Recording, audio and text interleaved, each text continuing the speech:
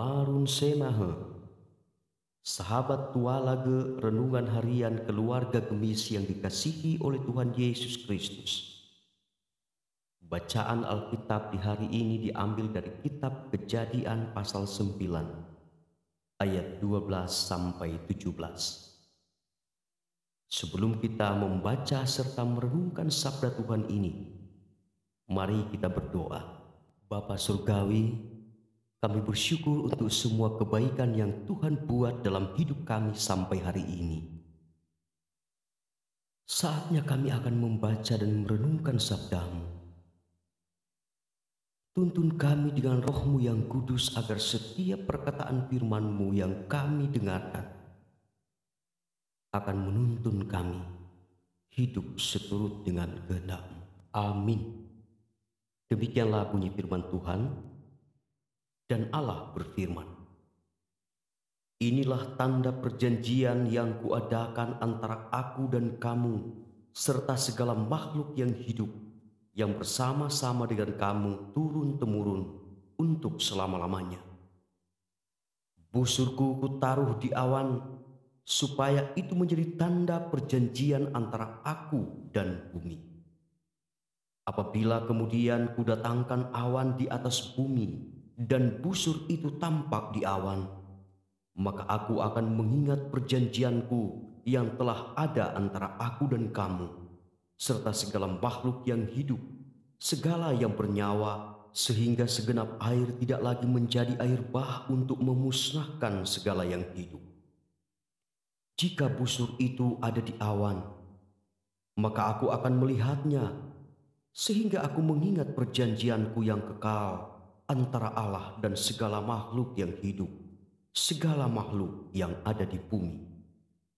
Berfirmanlah Allah kepada Nuh, "Inilah tanda perjanjian yang kuadakan antara aku dan segala makhluk yang ada di bumi." Judul renungan kita hari ini, Busur Perjanjian.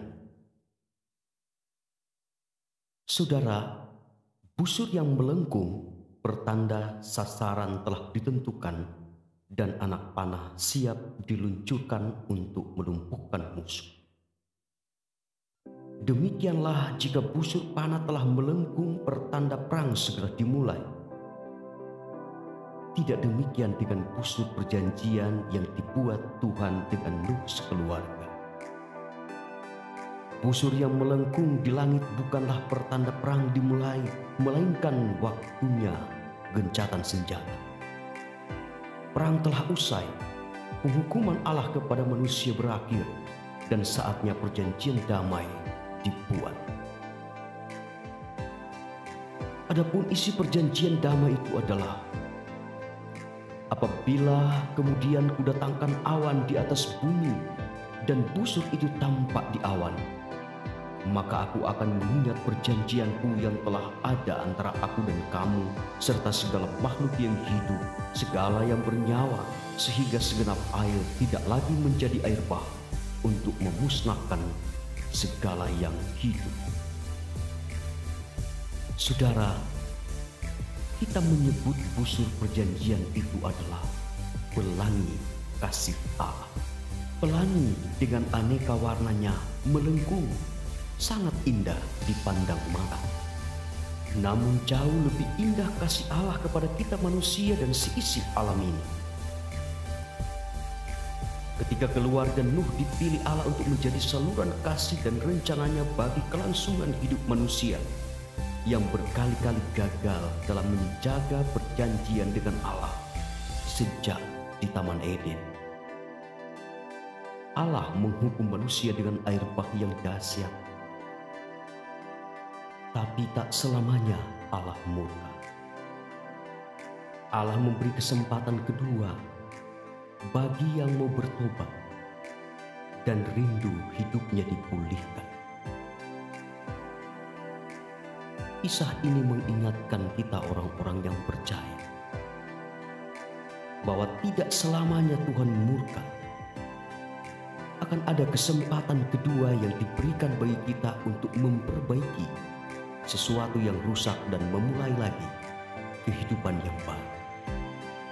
Maka apabila tahun ini menjadi bagian hidup kita, ini adalah kesempatan kedua yang Tuhan beri bagi kita untuk melakukan hal-hal yang menyenangkan hati.